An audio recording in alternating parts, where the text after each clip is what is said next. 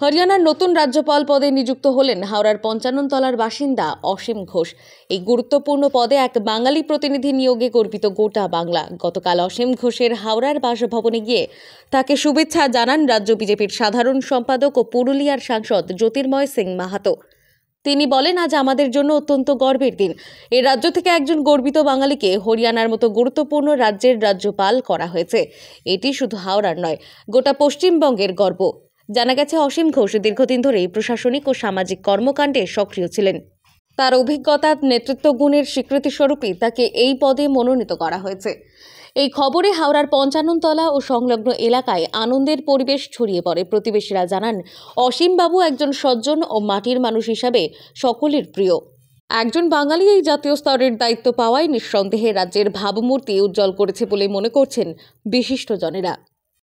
খুশির দিন আজকে আমাদের, খুবই গর্ব অনুভব হচ্ছে কি পশ্চিম বাংলার থেকে একজন পশ্চিমবাংলার সুপুত্রকে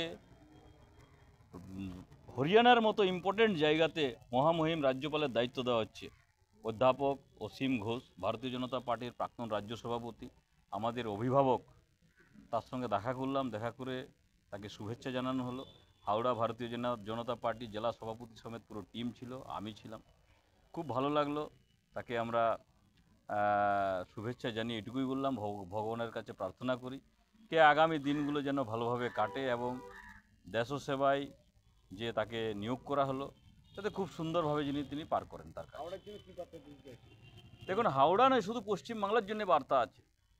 সারা পশ্চিমবাংলার গর্ব অধ্যাপক অসীম ঘোষ মহাশয়।